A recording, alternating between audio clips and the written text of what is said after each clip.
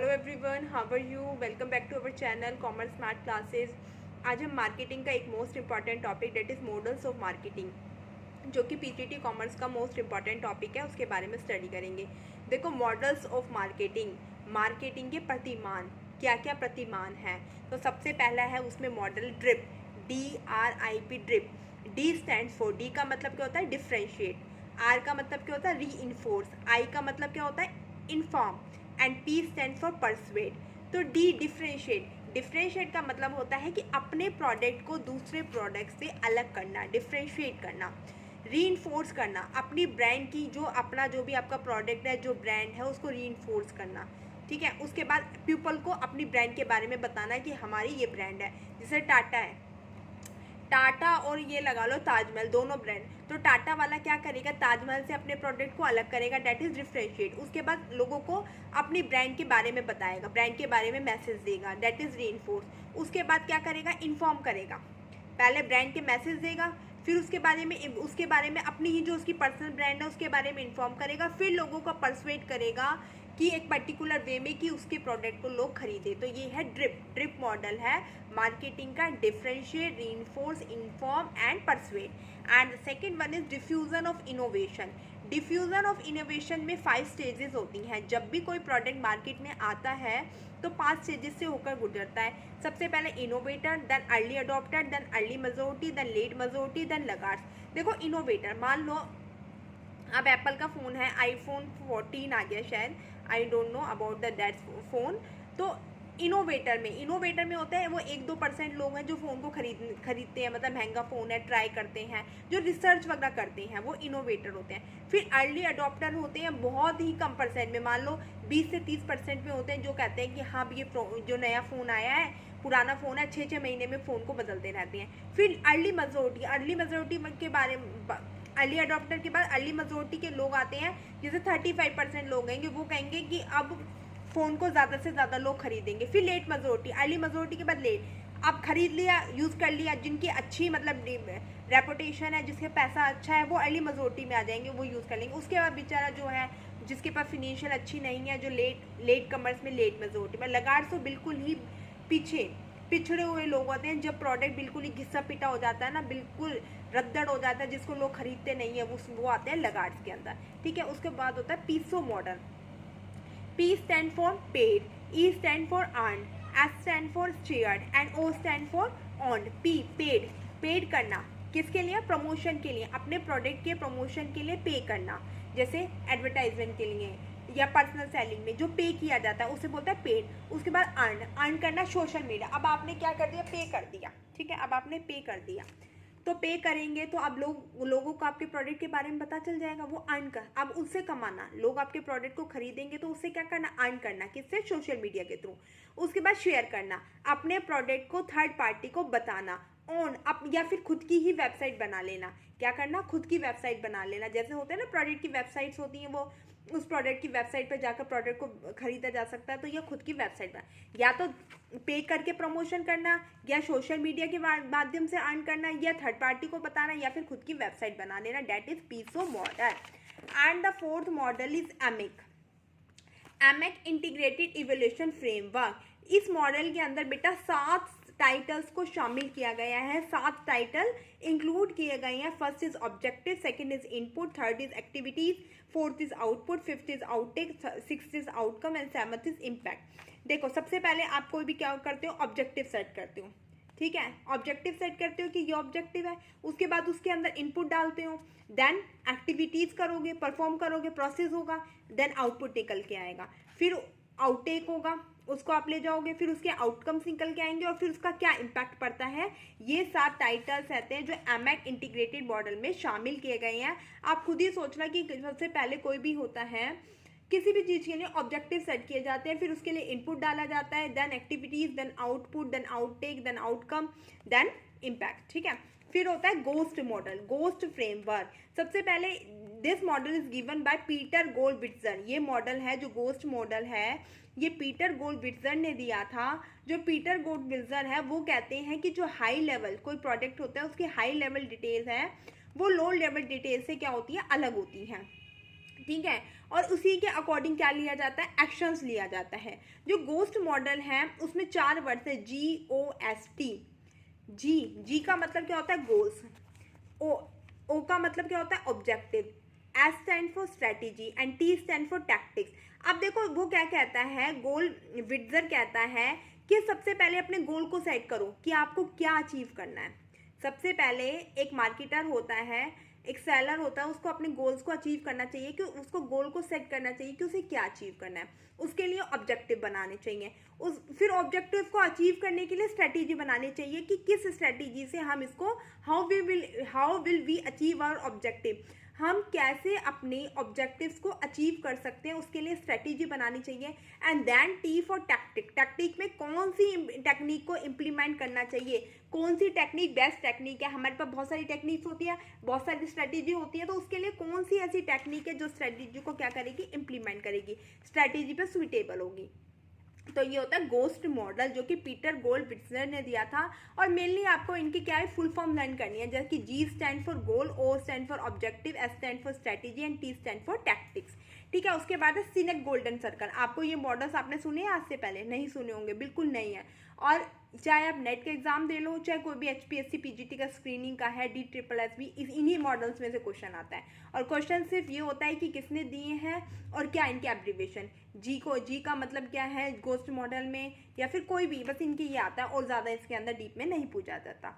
देखो सिनेक golden circle, सिनेक्स golden circle के अंदर 3 बातों पर ध्यान दिया गया है, वाई, हाउ, व्हाट। वाई का मतलब क्या है कि क्यों किया जा रहा है, क्या पर्पस है। हाउ का मतलब क्या है, क्या प्रोसेस, कैसे किया जाएगा। वाई का मतलब क्या होता है, क्यों। हाउ का मतलब होता है कैसे। व्हाट का मतलब होता है क्या। तो वाई क्या पर्पस है, क्यों किया जा रहा है। हाउ वो कैसे किया जाएगा, how it will be do, क्या प्रोसेस होगा। And what refers to product, कि क्या प्रोडक्ट बनना है। ठीक है। उसके बाद है Maslow hierarchy needs. Maslow hierarchy of needs, ये आपने मोटिवेशन थ्योरी में भी पढ़ी होगी। मास्लो ने अपने इस मॉडल के अंदर 5 बातें बताई हैं। उसने इस मॉडल्स को 5 कैटेगरी में डिवाइड किया है। First is physiological need, second is safety need, third is belongingness और love need, fourth is esteem need और fifth is self actualization needs. Maslow कहता है कि इंसान सबसे पहले अपनी फिजियोलॉजिकल नीड को पूरा करता है। फिजियोलॉजिकल नीड का मतलब होता है रोटी, कपड़ा और मकान। सबसे पहले इंसान अपनी रोटी, कपड़ा और मकान की ज़रूरतों को पूरा करता है। जब उसकी ये ज़रूरतें पूरी हो जाती है तो सेफ्टी की तरफ भागता है, अपनी वो सेफ्टी की ओर भागता है। ठीक है। उसके बाद जब उसकी सेफ्टी, ये दोनों उसकी बेसिक नीड हो जाती है, फिजियोलॉजिकल नीड और सेफ्टी नीड। जब इंसान की ये दोनों बेसिक नीड्स पूरी हो जाती हैं तो वो क्या करता है, लव, बिलोंगिंगनेस, अपने फ्रेंड्स मनाता है, रिलेटिव से प्यार, आपस में एक दूसरे से प्यार करना, सोसाइटी के साथ घुल मिलना, ये बिलोंगिंगनेस और लव नीड्स। उसे अब प्यार की ज़रूरत होती है, लोगों की प्यार की ज़रूरत होती है। जब उसके प्यार की ज़रूरत पूरी हो जाती है तो 4th स्टेप पर चला जाता है, that is esteem need. Esteem need के अंदर वो होता है कि वो कहता है कि जब मैं लोगों से प्यार करता हूँ तो लोग भी मुझे प्यार करें, वो भी मुझे रिस्पेक्ट दें। तो एस्टीम नीड्स का मतलब होता है रिस्पेक्ट से।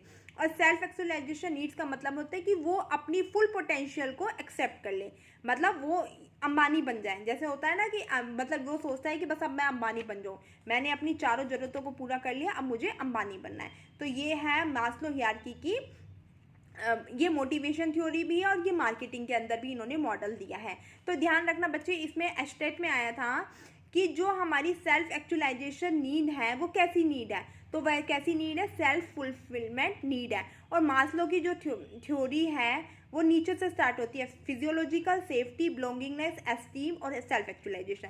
सबसे पहले वो अपनी बेसिक नीड को पूरा करता है। ठीक है। आपको ये 5 स्टेप जरूर लर्न करने हैं। उसके बाद आता है हमारा innovation adoption of life cycle. Innovation adoption life cycle क्या होता है, देखो इसमें भी वही होता है। सबसे पहले इनोवेटर होते हैं, फिर अर्ली अडॉप्टर आते हैं, फिर अर्ली मेजोरिटी आती है, फिर लेट मेजोरिटी, फिर लगातार। इनोवेटर में मैंने आपको बताया था बहुत ही कम लोग, 3.5% लोग होते हैं जो कि किसी चीज़ को इनोवेट करते हैं। ठीक है। फिर अर्ली अडॉप्टर में आते हैं 13.5% लोग। फिर अर्ली मेजोरिटी में आते हैं 34% लोग जो कि क्या करते हैं, प्रोडक्ट को यूज़ करते हैं। उसके बाद लेट मेजोरिटी में भी 34% लोग आते हैं। और लगार्ड्स तो सबसे, जब प्रोडक्ट बिल्कुल मार्केट में घिस पिटे जाता है ना, जब कोई पूछता नहीं है, जब लगार्ड्स पीपल होते हैं वो उसको बाय करते हैं। और 10% लोग ऐसे होते हैं जो लगार्ड्स कैटेगरी के अंदर आते हैं। उसके बाद आते हैं product life cycle theory. Product life cycle theory है, उसमें बेटा क्या है, 4 स्टेप्स हैं। प्रोडक्ट लाइफ साइकिल थ्योरी, इस थ्योरी के अंदर 4 स्टेप्स दिए गए हैं। सबसे पहले introduction stage, then growth stage, then maturity stage, then decline stage. देखो इंट्रोडक्शन स्टेज वो स्टेज होती है जब कोई भी प्रोडक्ट होता है उसके बारे में इंट्रोड्यूस करवाया जाता है, लोगों को प्रोडक्ट के बारे में बताया जाता है। जो ये स्टेज होती है इंट्रोडक्शन, 4 स्टेजेस हैं। जो इंट्रोडक्शन स्टेजेस होती है उसमें लोगों को अपने प्रोडक्ट के बारे में इंट्रोड्यूस करवाया जाता है। इस स्टेज के अंदर बेटा सेल होती है वो ना के बराबर होती है, और जो कॉस्ट आती है प्रोडक्ट की वो पर यूनिट बहुत ज़्यादा आती है। ध्यान रखना, प्रॉफिट का तो कोई नाम ही नहीं है, प्रॉफिट तो होता नहीं है। जो कॉस्ट पर यूनिट है वो भी ज़्यादा आती है, सेल ना के बराबर होती है, प्रॉफिट होता ही नहीं है। फिर होती है ग्रोथ के अंदर क्या होता है कि आपका प्रोडक्ट है वो बिकने लग जाता है, सेल बढ़ने लग जाती है, प्रॉफिट आने लग जाता है, जो कॉस्ट है वो कम होने लग जाती है। फिर आती है मैच्योरिटी स्टेज। इसमें कॉम्पिटिटर है आना स्टार्ट कर देते हैं बट बहुत कम। जो मैच्योरिटी स्टेज होती है इसमें जो सेल होती है वो पीक पर होती है, ठीक है, सेल पीक पर होती है, प्रॉफिट होने लग जाता है, प्रॉफिट भी अच्छा खासा होता है। बट इसमें जो कॉम्पिटिटर है ना वो बहुत ज़्यादा आ जाते हैं, बहुत ज़्यादा। आपके जो प्रोडक्ट है उसके कॉम्पिटिटर हैं बहुत ज़्यादा आ जाते हैं।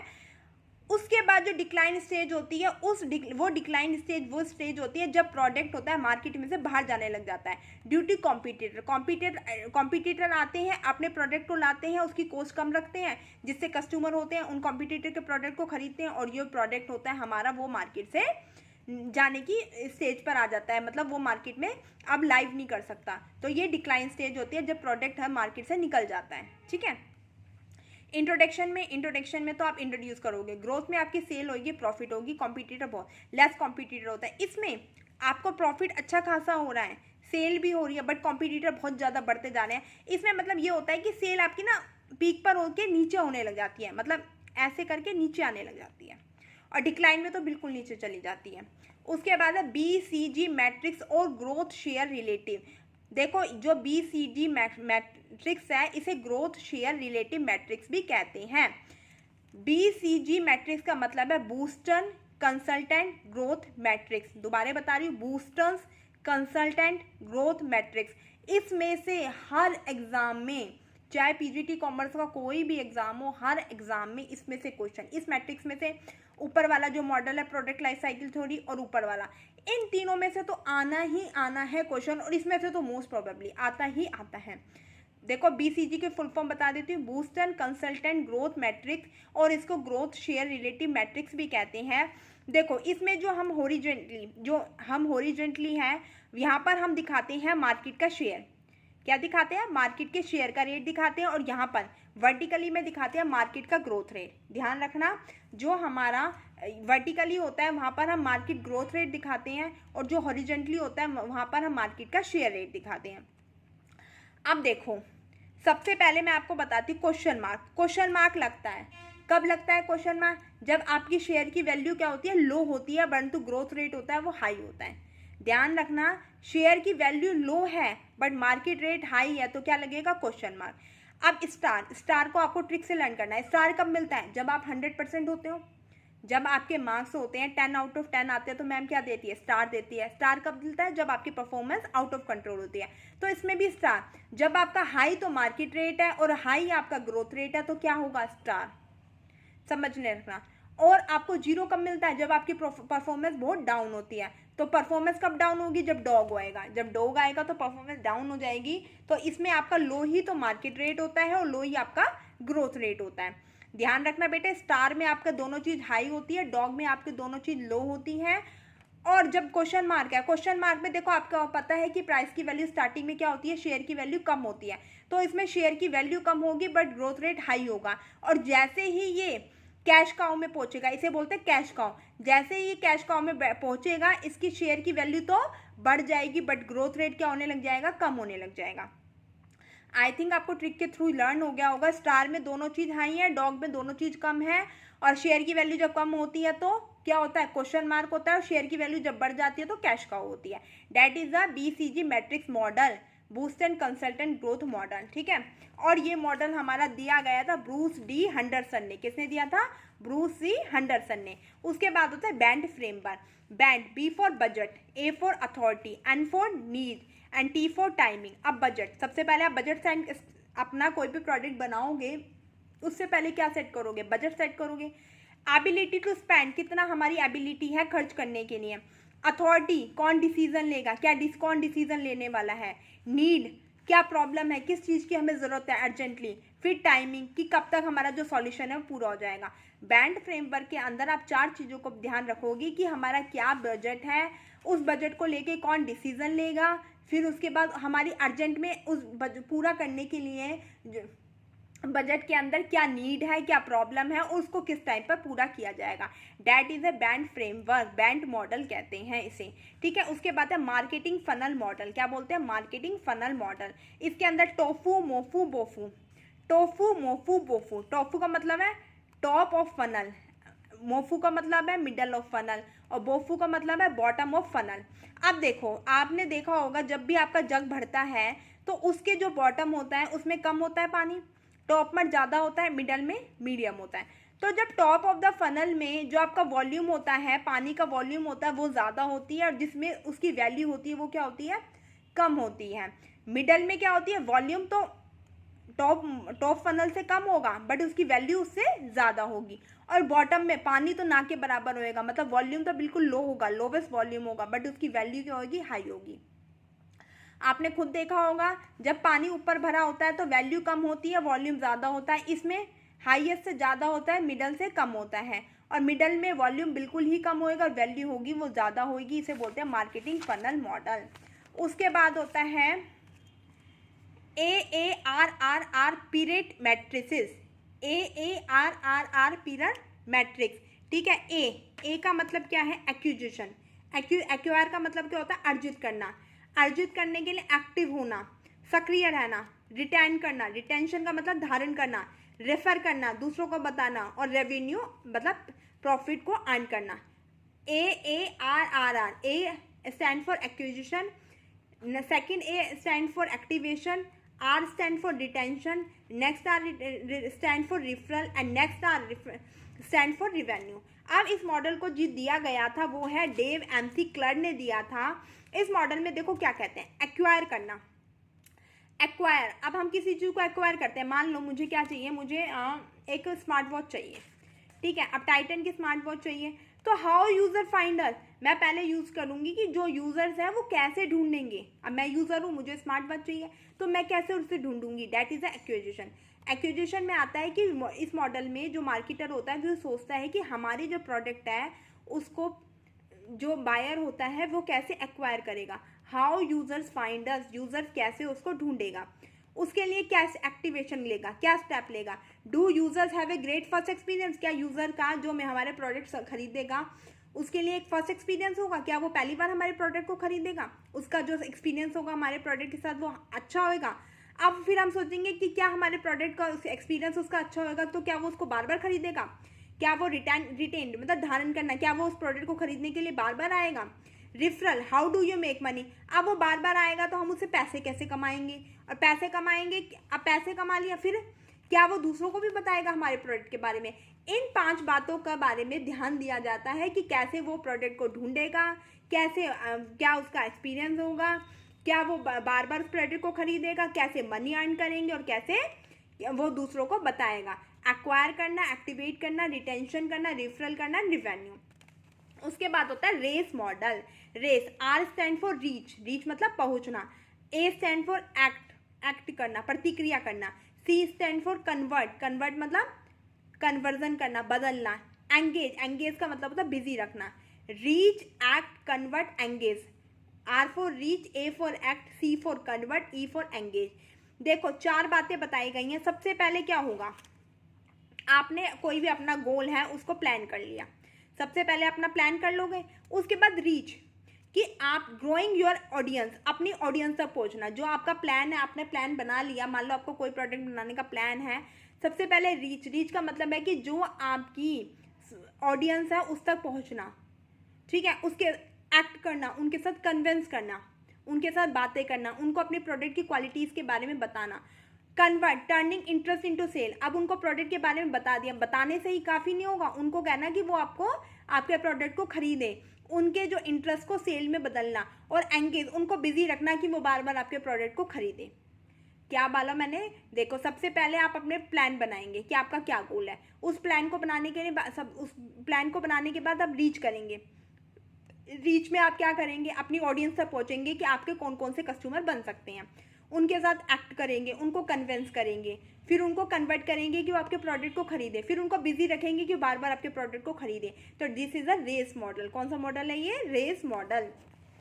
उसके बाद होता है पेस्टल एनालिसिस। ये आपने बिजनेस एनवायरनमेंट में पढ़ा होगा। P stand for political, E stand for economic, S stand for social cultural, T stand for technological, L stand for legal और E stand for environmental factor. एक जो प्रोड्यूसर होता है, जो मैन्युफैक्चरर होता है, उसको इन सब बातों को ध्यान रखना चाहिए। जब भी वो प्रोडक्ट को प्रोड्यूस करता है तो उसे political factor, economic, social culture, technological, legal, environmental factor, इन सब फैक्टर्स को ध्यान में रखकर ही अपने प्रोडक्ट को बनाना चाहिए कि वो ऐसा प्रोडक्ट बनाए जो कंज्यूमर के पॉइंट ऑफ व्यू से अच्छा हो, सस्ता हो, टिकाऊ हो, बार बार उसको खरीदे। इस चीज़ को ध्यान में रखें। पेस्टल एनालिसिस करके ही प्रोडक्ट को बनाना चाहिए। ये जो मॉडल दिया था, ये हार्वर्ड बिजनेस स्कूल के प्रोफेसर हैं फ्रांसिस जे ऑगिलर। कौन सा स्कूल के प्रोफेसर है? हार्वर्ड बिजनेस स्कूल के प्रोफेसर फ्रांसिस जे ऑगिलर ने दिया था। उन्होंने इस मॉडल के बारे में अपनी book scanning the business environment में बताया था। किस मॉडल के बारे में? पेस्टल मॉडल के बारे में। कि जब भी एक प्रोड्यूसर अपने प्रोडक्ट को बनाता है तो उसे ये छह बातों को क्या करना चाहिए? एनालाइज करना चाहिए। और उसकी बुक का नाम था स्कैनिंग द बिजनेस एनवायरनमेंट। उसके बाद होता है Ansoff matrix analysis, one of the most important model. Ansoff matrix analysis में एग्जिस्टिंग मार्केट का न्यू मार्केट के साथ क्या रिलेशन है, एग्जिस्टिंग प्रोडक्ट का न्यू प्रोडक्ट के साथ क्या रिलेशन है। देखो, आंसोफ मैट्रिक्स में ये आपका एग्जिस्टिंग है या न्यू है, ये आपको मार्केटिंग, यहाँ आपका मार्केटिंग है, यहाँ पर प्रोडक्ट है। ये क्या है? मार्केट है, प्रोडक्ट है। सबसे पहले तो बेटा आपको मैं लर्न करने का, चलो मैं आपको सिंपल बताती हूँ, फिर लर्न करने की ट्रिक बताऊंगी। ये प्रोडक्ट को डिफाइन कर रहा है, ये मार्केट को डिफाइन कर रहा है। यहाँ पर देखो, आपके एग्जिस्टिंग मार्केट है और एग्जिस्टिंग ही प्रोडक्ट है, तो उस स्टेज को क्या कहेंगे? Market penetration strategy. जब आपका एग्जिस्टिंग मतलब आपका मार्केट भी पुरानी है और प्रोडक्ट भी पुराना है, तो उसको स्ट्रैटेजी को बोलेंगे मार्केट पेनिट्रेशन स्ट्रैटेजी।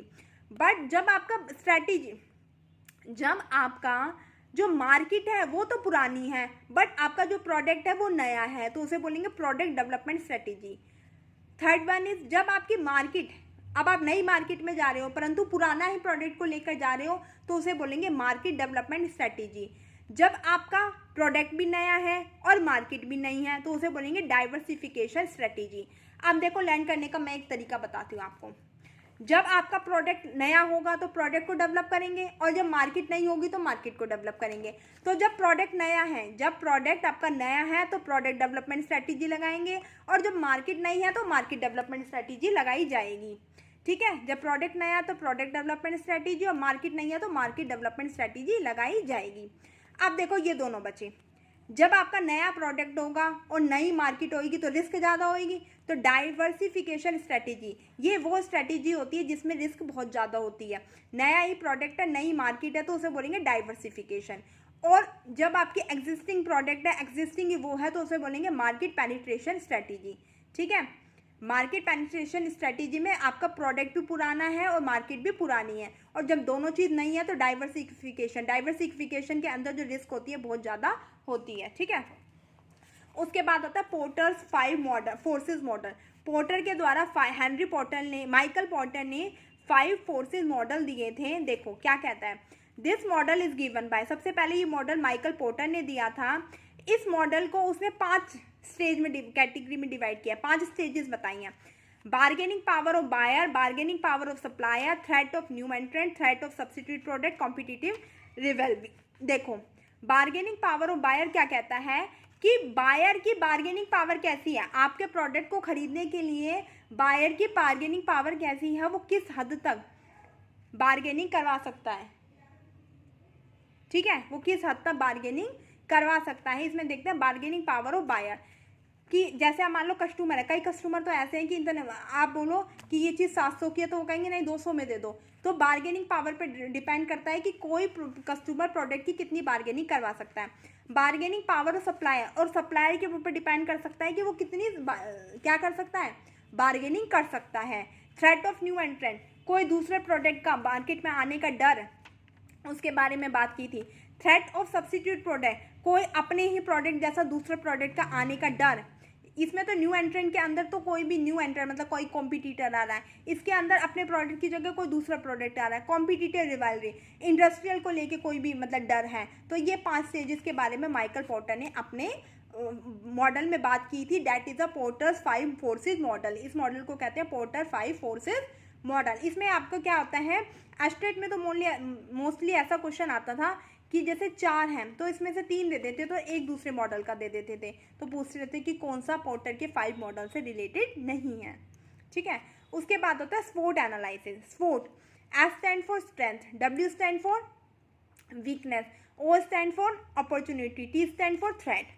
देखो जो SWOT एनालिसिस है वो आपको हेल्प करता है to understand internal and external factor. SWOT analysis है वो आपके इंटरनल, जो आपके बिजनेस के इंटरनल फैक्टर हैं, जो एक्सटर्नल फैक्टर्स हैं, उनको अंडरस्टैंड करने में हेल्प करता है ताकि आप अपने गोल को पूरा कर सको और आप अपने गोल को पूरा करने में सक्सेस हो सको।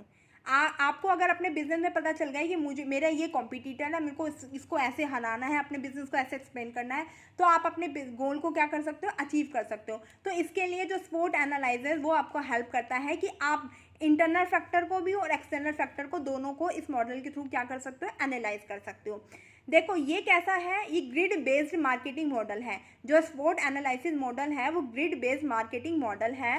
इसके अंदर देखो क्या है, जो आपकी स्ट्रेंथ और वीकनेस है, क्या है, स्ट्रेंथ और वीकनेस है, वो तो आपके ये इंटरनल फैक्टर होते हैं कि आपकी जो प्रोडक्ट है, आपका जो बिजनेस है उसमें क्या स्ट्रेंथ है। मान लो आपकी स्ट्रेंथ है कि आपके पास ह्यूमन रिसोर्स बहुत अच्छे हैं, या आपके पास रॉ मटेरियल बहुत सस्ता मिल रहा है, आपकी ये स्ट्रेंथ है। और क्या आपकी वीकनेस है, आपकी वीकनेस है कि आपकी मशीनरी बार बार ख़राब हो जाती है, आपके एसेट्स अच्छी नहीं है, या आपको जो आपकी लैंड है ना वो छोटी पड़ती है, तो ये वीकनेस हो सकती है। स्ट्रेंथ है कि आपके पास ह्यूमन रिसोर्स बहुत अच्छा है, तो इसका एनालाइज कर सकते हो। आपकी इंटरनल फैक्टर है, स्ट्रेंथ और वीकनेस आपके बिजनेस से रिलेटेड है, और उसका क्या कर सकते हो, आप एनालाइज कर सकते हो। उसके बाद है अपॉर्चुनिटी और थ्रेट, ये आपके क्या है, एक्सटर्नल फैक्टर होते हैं। इसमें आप ये कि आपको अब बाहर से क्या अपॉर्चुनिटी मिल रही है, कैसे आप प्रोडक्ट को अपने को क्या कर सकते हो, लोगों तक अपने प्रोडक्ट के बारे में बता सकते हो, और क्या दूसरे कॉम्पिटिटर का आने से आपको क्या डर है। तो ये एक्सटर्नल फैक्टर होते हैं, ये इंटरनल फैक्टर होता है। अगर एक बिजनेसमैन इनको एनालाइज कर लेता है तो वो सक्सेस पा सकता है। इस मॉडल को दिया गया था brainstorm. This model is also use to, इस मॉडल का यूज किया जाता है ब्रेनस्टॉर्म करने के लिए। ब्रेनस्टॉर्म तो होता ही है। And evaluate market strategy and campaign, जो मार्केट में स्ट्रेटेजी चल रही हैं, जो रणनीतियां चल रही हैं, उसको इवेल्युएट करने के लिए इस मॉडल को यूज़ किया जाता है, एनालाइज करने के लिए कि मार्केट में क्या सिचुएशन चल रही है और उस सिचुएशन से हम कैसे ओवरकम कर सकते हैं। मार्केट में सिचुएशन तो चल रही है, एनालाइज कर लिया, बट उससे हम कैसे ओवरकम कर सकते हैं उसे बोलते हैं, कौन सा मॉडल बोलते हैं, SWOT एनालिसिस। उसके बाद है PR Smith SOSTAC. PR Smith SOSTAC planning system, ये 1990 में आया था। इसके अंदर देखो सोस्टेक 6 वर्ड्स हैं। S stand for situation analyse, O stand for objective, S stand for strategy, T stand for tactic, A stand for action, C stand for control. सबसे पहले वो कहता है जब भी आप प्लानिंग सिस्टम के अंदर जब भी प्लानिंग करते हैं तो सबसे पहले आप सिचुएशन, जो सिचुएशन चल रही है उसको एनालाइज करें कि क्या सिचुएशन चल रही है। फिर सिचुएशन को एनालाइज करने के बाद उसका ऑब्जेक्टिव सेट करें, ठीक है। फिर उसके लिए स्ट्रैटेजी, उस ऑब्जेक्टिव को पूरा करने के लिए स्ट्रैटेजी बनाएं, फिर टैक्टिक्स बनाएं, फिर उसके लिए एक्शन लें और फिर उस पर कंट्रोल करें। ये हमारी छह बातें कही गई हैं इस मॉडल के अंदर। Situation analyse, objective, strategy, tactic, action, control. इसके अंदर एग्जाम्पल में आएगा ईमेल और सोशल मीडिया मार्केटर्स, ये दोनों किसके अंदर आएंगे, इस मॉडल के। MC किन्से का 7S फ्रेमवर्क, ये MC किन्से के द्वारा दिया गया है। It is developed by Robert H Waterman, JR and Tom Peter के द्वारा ये मॉडल दिया गया था। इस मॉडल के अंदर 7 S के बारे में बताया गया, 7 S। इस मॉडल के अंदर कितने S के बारे में बताया गया? 7 S के बारे में। देखो, strategy, structure, system, style, staff, skill, shared value, ये 7 S हैं। 7 S के बारे में बताया गया है। MC किन्से का 7 S मॉडल कहते हैं इसे। इसमें 7 S हैं। पहला strategy, second structure, third system. जो ये 3 S हैं इसको तो हार्ड कोर एलिमेंट कहते हैं, और ये 4 S हैं इनको सॉफ्ट कोर एलिमेंट कहते हैं। स्किल को, स्टाफ को, शेयर्ड वैल्यू को, स्टाइल को, इन्हें सॉफ्ट कोर एलिमेंट कहा जाता है, और जो ऊपर के 3 होते हैं इनको हार्ड कोर एलिमेंट कहा जाता है। और ये 7 S मॉडल है, ये भी मोस्ट इंपॉर्टेंट है। उसके बाद है मार्केटिंग मिस का 7 P's of marketing. 7 P's model है। 7 P's के अंदर जो 4 P's दिए गए थे वो E. जिरोम और MC कार्थी के द्वारा दिए गए थे, और वो 4 P's कौन से हैं? Product, price, place, promotion. जो 7 P's ऑफ मार्केटिंग है उसमें 4 P's दिए गए थे MC कार्थी ने, प्रोडक्ट, प्राइस, प्लेस, प्रमोशन। उसके बाद इसमें 3 P's को भी और ऐड किया गया है, और जो 3 P's हैं जो ऐड किए गए हैं वो बूम और बिटनर के द्वारा दिए गए थे। और वो 3 P's कौन से हैं? People, process and physical evidence. ठीक है, जो 4 P's हैं वो तो आपके दिए गए थे MC कार्ती ने, और जो 3 P's हैं वो आपके बूमर बिटनर ने दिए थे। ऐसे मिलकर ये 7 P's ऑफ मार्केटिंग मॉडल बना था। ये भी इंपॉर्टेंट है। उसके बाद देखो, product, price, place, promotion, people, process, physical evidence, ये आपके 7 P's हैं किसके? मार्केटिंग के। उसके बाद है STP फ्रेमवर्क। इसमें S stand for segmentation, T stand for targeting and P stand for position. कि पहले क्या करो, आप अपना सेगमेंट करो, सेगमेंट डिसाइड करो कि आपको किस उसमें प्रोडक्ट बनाना है। आपको उसका एडल्ट के लिए बनाना है, बच्चों के लिए बनाना है, बॉयज़ के लिए बनाना है, गर्ल्स के लिए बनाना है। फिर उसको टारगेट करो, और टारगेट करने के बाद उसमें अपनी पोजीशंस को बनाओ। ठीक है, ये जो मॉडल है ये फिलिप कॉटलर ने दिया था to help business identify their target market. जो उनकी मार्केट है उनको टारगेट करने के, जो उनकी टारगेट मार्केट है, जो वो मार्केट को अचीव करना चाहते हैं उसको आइडेंटिफाई करने के लिए। सेगमेंटेशन में क्या करेंगे? Pin point customer segment that fit your product. Customer को फाइंड आउट करेंगे जो आपके प्रोडक्ट को फिट करते हो, कि कौन से कस्टमर्स हैं। बच्चों के हैं, आप कौन सा प्रोडक्ट बना रहे हो, बच्चों के लिए बना रहे हो, बड़ों के लिए बना रहे हो, कौन से कस्टमर्स हैं, मतलब जो आपके प्रोडक्ट को खरीदेंगे। फिर टारगेट करोगे, टारगेट के अंदर organise and prioritise target segment, और पोजीशन के अंदर क्या करोगे? अपने प्रोडक्ट को मार्केट में पोजीशन करोगे। उसके बाद है हुक मॉडल। हुक मॉडल के अंदर trigger, action, variable reward, investment, इन 4 बातों के बारे में बताया गया है। और ये मॉडल है निर्हियाल ने दिया है। ट्रिगर का मतलब क्या है? To get people to use product, कि लोगों को इकट्ठा करना जो आपके प्रोडक्ट को यूज़ करें। फिर क्या करना? एक्शन, उनके लिए एक्शन लेना ताकि वो आपके प्रोडक्ट से सेटिस्फाई हो। फिर उनको रिवार्ड देना, और फिर उस प्रोडक्ट को बनाने में क्या करना? इन्वेस्टमेंट करना। एडा मॉडल में A for awareness, I for interest, D for desire, A for action. Aware का मतलब है व्हाट इज इट, क्या है। इंटरेस्ट का मतलब आई लाइक इट, मैं उसे पसंद करता हूँ। डिज़ायर का मतलब आई वॉन्ट इट, इच्छा है, मैं पाना चाहता हूँ। एक्शन, और उसको पाने के लिए क्या लेना? एक्शन लेना। सबसे पहले अवेयर होना कि हमें क्या चाहिए, क्या प्रोडक्ट हमारे यूज़ में है। फिर इंटरेस्ट क्रिएट करना कि कौन सा प्रोडक्ट अच्छा है, कि कौन सा प्रोडक्ट खरीदने के लिए आप इच्छुक हो। फिर डिज़ायर, आई वॉन्टेड, मैं इसी प्रोडक्ट को खरीदूंगा। फिर उसको खरीदने के लिए एक्शन लेना। That is the AIDA model. It is a hierarchy of effect model created by, ये किसके द्वारा क्रिएट किए गए? American businessman Elias Saint Elmo Lewis के द्वारा। जो एडा मॉडल है वो सेंट इल्मो लुइस ने दी थी, और उसमें उसने 4 बात कही थी कि सबसे पहले अवेयर हो कि क्या चाहिए, फिर इंटरेस्ट क्रिएट करो, फिर डिज़ायर, और देन एक्शन लो। ठीक है, उसके बाद है USP, यूनिक सेलिंग प्रोपोजिशन। इसके अंदर क्या कहते हैं कि आपको 3 बातों को आइडेंटिफाई करना है कि कस्टमर क्या चाहता है, तुम्हारा कॉम्पिटिटर है वो क्या कर रहा है, और तुम क्या कर सकते हो। सबसे पहले कस्टमर की डिमांड को देखो कि कस्टमर क्या चाहता है, फिर उसके लिए तुम्हारा कॉम्पिटिटर क्या कर रहा है और तुम कैसे उसको अच्छे से कर सकते हो। ये मॉडल है, ये इसको unique value proposition, unique selling proposition को यूनिक वैल्यू प्रोपोजिशन मॉडल भी कहते हैं। उसके बाद एक ब्रांड पोजिशनिंग मैम, ये भी एक मॉडल है जिसमें हाई क्वालिटी को लो क्वालिटी के साथ मैच किया जाता है और हाई प्राइस को लो प्राइस के साथ मैच किया जाता है। ये आपके 26 मॉडल्स ऑफ मार्केटिंग थे। अगर वीडियो अच्छी लगे तो please like share and subscribe. Thank you, God bless you.